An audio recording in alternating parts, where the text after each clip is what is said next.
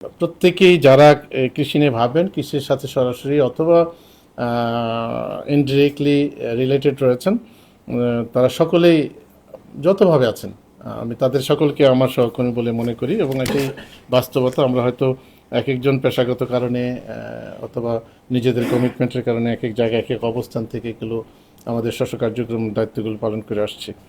আমাদের রিসোর্স আছে, আমাদের থিঙ্কিং আছে, আমাদের ইনিশিয়েটিভ আছে, আমাদের বিভিন্ন রকমের উদ্যোগ আছে, কিন্তু অনেকটা স্প্যারোটিক অথবা পার্শিয়ালি কোঅর্ডিনেটেড, কিন্তু আসলে এটা একটা ইন্টিগ্রেটেড অ্যাপ্রোচে কোঅর্ডিনেটেড যদি করা যায় তাহলে হয়তো আমরা যেই সিনার্জিক যেই শব্দটা আমরা হয়তো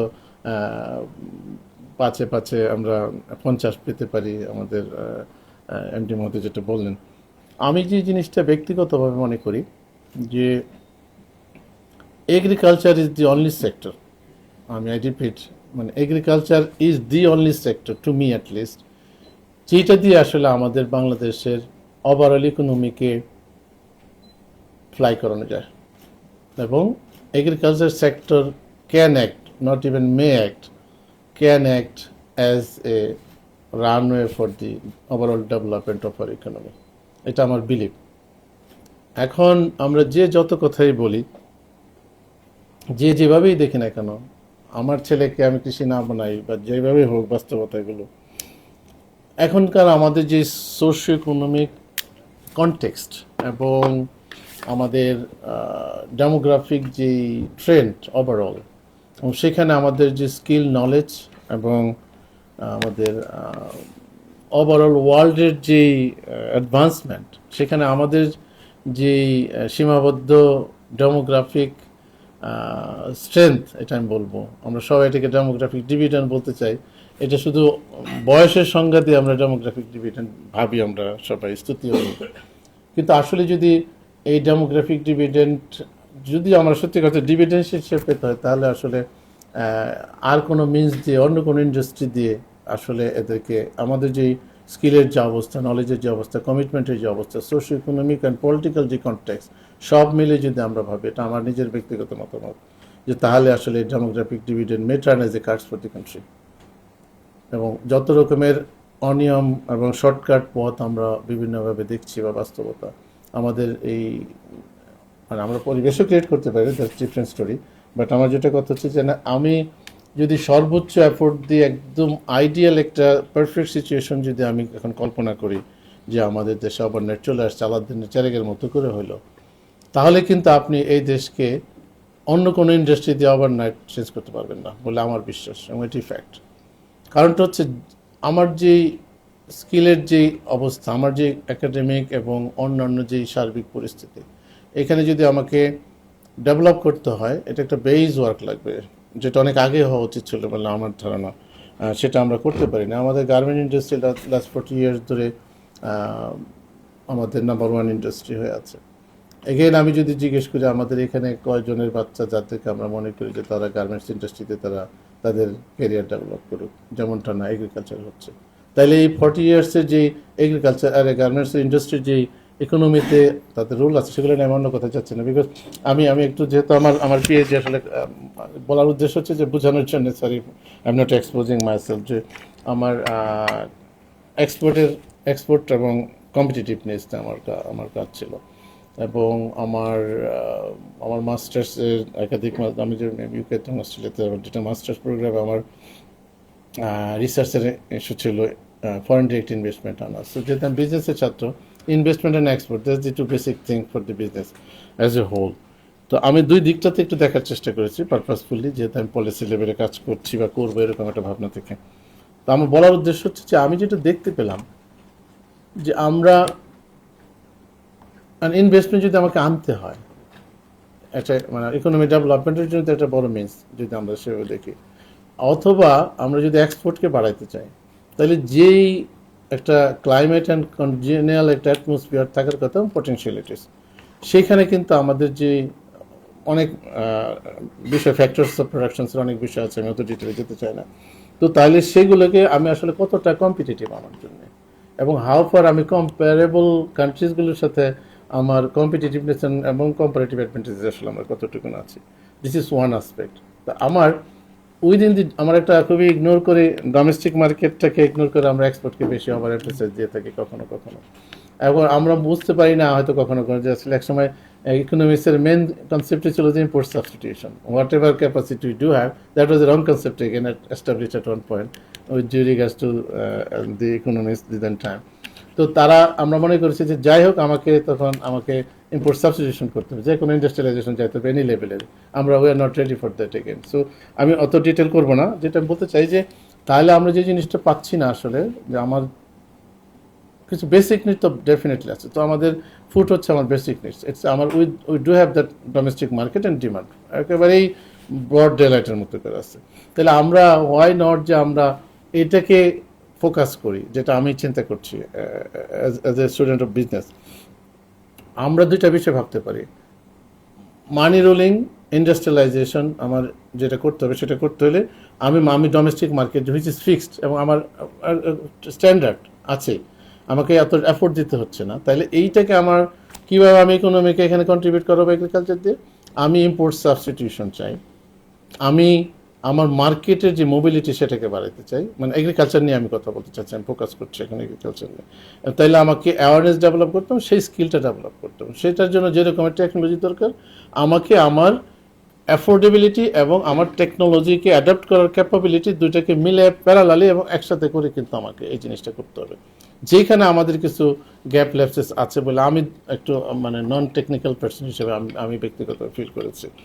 আমার যেটা খুব সংক্ষিপ্তভাবে যদি বলি, আমাদের একটা ধরেন আমরা মেকানাইজেশন চেয়েছি, আমরা প্রিসিশন এগ্রিকালচার কথা ভাবছি, আমরা এক্সপোর্ট এগ্রিকালচারের প্রোডাক্ট নিয়ে ভাবছি, তো সেগুলোর জন্য আমরা ইনভেস্টও করেছি। আসলে কতটা সেই ইনভেস্টমেন্টটা রাইটলি ইনভেস্টেড এবং কতটা ফোকাসড হয়েছে এবং সেটা রিয়ালিটির সাথে কতটা যায়, এইরকমভাবে কিন্তু আমরা একটা হোল ভ্যালু চেইনকে মাথায় নিয়ে আমরা ভাবিনি।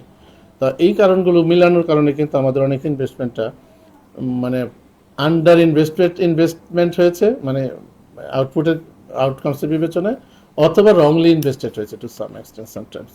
এই যে বাস্তবতা, কারণ আমি যেখানে 10 টাকা আমার এগ্রিকালচারের জন্য হোয়াট এভার ওয়ে আমি ইনভেস্টেড, তাহলে ওইটা কিন্তু আমি ট্রেড অফ করছি আরেকটা অপশনকে আমি নিচ্ছি না, হোয়াট এভার, যে আমাদের অধ্যাপক মহোদয় যে কথাগুলো বলেছিলেন একটু আগে। তো আমার কথা হচ্ছে যে আমাকে খুব হিসাব করে আমার অত লেভিশে অত অ্যাম্বিশিয়াস হওয়া গ্রাজুয়ালি যেতে হবে, যেটা আমাদের সভাপতি মহোদয় বলেন। আমরা আসলে আমাদের ফোকাস থাকতে যে আমরা কোন দিকে যাব। আমাদের যেহেতু মূল আজকের আলোচনার বিষয়বস্তু হচ্ছে আমাদের বিভিন্ন দিক, কৃষিখাদ্য জাতীয় কৃষি নীতির বিভিন্ন দিক ও কৃষিখাদ্য ব্যবস্থা বাস্তবায়নের চ্যালেঞ্জ উত্তরণ। এখানে আমাদের এই একটা বড় বিষয় চলে আসছে, আমাদের জৈব কৃষির বিষয় নিয়ে আলোচনা হয়েছে আজকে। তা আমি খুব ভেঙে ভেঙে কথাগুলো বলবো। যে জিনিসটা হলো যেহেতু এটা নীতি বিষয়ে কথা হচ্ছে, তার মানে আমি জেনারেল কিছু নীতির কথা বলবো। আমি যে জিনিসটা আমরা যেটা উপলব্ধি করলাম আমার এই সময়, আমার 1 বছর 2 মাস হওয়ার পথে, আমরা এসে দেখলাম যে আসলে আপনি খুবই যথার্থভাবে বলেছেন। আমি খুবই এটা আই মাস্ট অ্যাকসেপ্ট এবং এটাকে আমি অ্যাডমিট করছি যে আমাদের যে 17টা ডিপার্টমেন্ট আমার আছে, প্লাস 3টারও অর্গানাইজেশন আছে যেগুলো আমাদেরকে সাপোর্ট করে থাকে, আমাদের এই কৃষি মন্ত্রণালয়, মানে 20টা দপ্তর সংস্থা সব মিলিয়ে আমার মন্ত্রণালয়ের আওতাধীন সরাসরি কাজ করে। সভাপতি মহোদয় বলেছেন যে উইদিন দি ডিপার্টমেন্ট, এই ইন্টার ডিপার্টমেন্টাল এজেন্সিসের মধ্যে একটা বড় কোঅর্ডিনেশনের অনেক ল্যাপসেস আছে। এইটা আমি প্রথম দিন এসেই আমি ফিল করেছি। এবং আরেকটা জিনিস যেটা হচ্ছে যে এই কোঅর্ডিনেশনের সাথে সাথে তাদের এই প্রজেক্ট ডেভেলপ করা, প্রজেক্টকে নিয়ে কাজ করে, যেটা আসলে আলটিমেট, যেটা আপনি অনেকে বলেছেন, ক্রিটিক্যালি বলেছেন, which is fact partially, but আবার এগেন দরকারও আছে যে এই প্রজেক্টগুলো হয়ে যাচ্ছে তখন agency dependent projects, which is not connected either. মানে আমি বীজ করছি, অনেকে টাকা ইনভেস্ট করছি, কিন্তু বীজ আর মাঠে যাচ্ছে না, অথবা সায়েন্স দিয়ে আমি টেকনোলজি ডেভেলপ করলাম কিন্তু এটাকে আমি মাঠে নিতে পারছি না, অথবা এক্সটেনশন সেটা প্রপারলি দিচ্ছে না। একজন বলেছেন যে আমার ইল্ড হচ্ছে, আমার কে বললেন যেন এটা, আমি সরি আমি একটু মনে করতে পারছি না, যে যিনি আমার রিসার্চ অর্গানাইজেশন ইনস্টিটিউট বলেছেন যে এটা ইল্ড হবে সার্টেন লেভেলের। এটা আমার বিএডিসিতে গিয়ে দেখা গেল যে সেলসটা ডিক্লাইন। আলটিমেটলি যখন আপনি বলেছেন, আমাদের অধ্যাপক মহোদয় বলেছেন, থ্যাংক ইউ, এবং এক্সটেনশন ওনারা দেখলেন যেটা মাঠে যাওয়ার পর আরও খারাপ অবস্থা। ওয়াই? এই যে বাস্তবতা, এগুলো নিয়ে আমার যেটা অভিজ্ঞতা এবং আমার অনুভূতি এবং উপলব্ধি হয়েছিল এবং যেটা নিয়ে আমরা এখন কাজ করছি, আমার কাছে মনে হচ্ছে যে ওই যে বললেন যে আমার ইন্টার এজেন্সির যে কোঅর্ডিনেশন এবং তাদের সাথে যে এঙ্গেজমেন্ট সেটা প্রপার ছিল না। এইটা কিন্তু আমরা খুব স্ট্রিক্টলি এখন করার জন্য প্রক্রিয়ার মধ্যে যাচ্ছি। সেটা কীভাবে আমি আপনাদেরকে একটু পরে বলবো। তো আমরা এখন চাচ্ছি যে অ্যাটলিস্ট এটা রেশনাল হইতে হবে, একটা মিনিমাম স্ট্যান্ডার্ডের হইতে হবে গ্যাপটা, তা না হলে আমরা এটাকে অ্যাকসেপ্ট করবো না। আবার আর বিএডিসি বলতেছে, খুবই মজার মজার অভিজ্ঞতা আমার রেগুলার হয়, বিএডিসি বলতেছেন যে এক্সটেনশন আমাদের বীজ দেয় না এখন। এক্সটেনশন বলতেছে যে কৃষকদের কাছে এটার চাহিদা বা ডিমান্ড নাই। তো তাহলে আসলে সমস্যাটা কোথায়? তাহলে আমার কি এত এই ভ্যারাইটিস এই মুহূর্তে দরকার আছে কিনা, আমি ঘোরাতে যেতে চাই। আবার এখন আমি আবার যখন আমি এগুলো আপনাকে আমি খুবই আমি এগুলো ওপেন, এখন আমি এগুলো নিয়ে ডিসকাস করছি, ক্রিটিক্যালি বোঝার চেষ্টা করছি, শেয়ার করছি, সো দ্যাট পাবলিক হোক। এতে কিছু যায় আসে না, আমাদের তো কোনো দুর্বলতার কিছু না। এটা হলো ভুল করলে আমি ভুল স্বীকার করবো। আমি ভুল করে আমি সৃষ্টি হয়ে বসে থাকবো, তাহলে তো আসলে কোনোদিনই কারেকশন হবে না। আরে ভুল মানুষ করতে পারে, না জেনে অজ্ঞাত যদি ভুল করি, সেই ভুলটাকে আপনারা সাধারণ মানুষ আমার সৌন্দর্য দৃষ্টিতে দেখবে এবং এটা দোষ নাই এক পর্যায়ে। আমি যদি বলি, ওই যে বলে না যে আমার যদি আমার ইন্টেনশনাল না হইলে সেটা আসলে কোনো সেইভাবে অপরাধ না, বাট আমাদের অ্যাওয়ার থাকা দরকার। এনিওয়ে, আমি যেটা বলতে চাচ্ছি, আমরা যেটা জানলাম, আমি জানলাম যে এখন তারা ভ্যারাইটি করাটা তাদের পার্ট অফ দেয়ার প্রফেশন এবং না করলে এক ধরনের সমস্যা। তা আমি যে জিনিসটা বললাম যে আপনারা যে রিসার্চ করলেন এই পর্যন্ত কয়েকটা রিসার্চ ফেল করেছে। রিসার্চ তো সবই একদম মানে কি বলবো যে আপনি এস্টাবলিশড হয়ে যাবে, এটা তো তাহলে কোন রিসার্চ আমি বুঝি না। তাহলে আমি যদি সায়েন্সের ছাত্র না, সোশ্যাল সায়েন্সের ছাত্র, তো আমি তো আমরা তো একটা ভিন্ন মাত্রার রিসার্চ আমরা করি। তো তাইলে আমার কথা হলো যে ফেল করব, ওইটা চলে যাবে, আবার করব, আবার বাদ যাবে, 10টা করবো, তারপর না একটা হবে। তো কেন সবই কেন সাকসেসফুল হইতে হবে? সাকসেসফুল হতে এখানে আমার কোশ্চেন আছে। আমি অত কথা ডিটেলে যেতে চাই না। আমার যেটা কথা হচ্ছে, আর আমার কি এখানে 20টা ভ্যারাইটির দরকার আছে কিনা? আমার ধানের 115টা, আরও 2টা কয়েকদিন আগে হইলো আমার ধান গবেষণা আছে, আমার 27টা অলরেডি বিনাতে আছে। তাহলে আমার এত ধরনের ধান যদি থাকে, তাহলে আমার কৃষকরা কোথা থেকে, তারা তো বিভ্রান্ত হবে। আমি ডিজিদেরকে সম্মানের সাথে, আমি বিনয়ের সাথে আমি বললাম যে ভাই, আপনি কি 115টা জাতের নাম বলতে পারবেন? তো আপনি যদি না বলতে পারেন, আমার কৃষক কোথেকে পারবে, আর আমার এসরা কোথেকে পারবে? আপনি এটা টেস্ট করে পাঠানোর পর, আপনি যখন পাঠাচ্ছেন উত্তরবঙ্গে শুরু করলাম, মাঝপথে ঢাকা আসতে আসতে দক্ষিণবঙ্গে যাওয়ার আগে আরেকটা নতুন রিলিজ হয়ে গেছে। এসরাই বা কোথেকে পারবে? তারা নয়, তারা অফিসার হয়ে অনেক রকমের গ্যাপ ল্যাপসেস আছে, সেটা আমি অ্যাডমিট করে বলছি। তো ওদেরকেও তো আমি সেই ট্রেনটা করছি না, তাদের কোনো প্রশিক্ষণ নাই, তাদের সাথে কোনো কোঅর্ডিনেশন নাই। আমি লম্বা কথা যাচ্ছি না, আমি যে জিনিসটা শুধু বলতে চাই, এই যে প্রবলেমগুলো, এগুলো আমরা আইডেন্টিফাই করার চেষ্টা করছি এবং আপনাদের সকলের কাছ থেকে নিচ্ছি। আমরা খুব ক্রিটিক্যালি এগুলো আপনাদের কাছ থেকে শুনতে চাই, শুনে আমরা বুঝতে চাই যে আসলে হোয়ার উই স্ট্যান্ডস। এইটা যদি বুঝতে পারি, তাহলে আর হোয়ার টু গো, এইরকম একটা বাস্তবতা দিয়ে, তাহলে এই কানেকশন এবং কোথাতে কি বাদ দিতে হবে, কি যোগ করতে হবে, কোথায় ফ্লেশ বেশি, কোথাটা আসলে বডির জন্য আসলে ফিট হওয়ার জন্য কোন জায়গায় লাগবে, সেটা আমার ঠিক করতে হবে।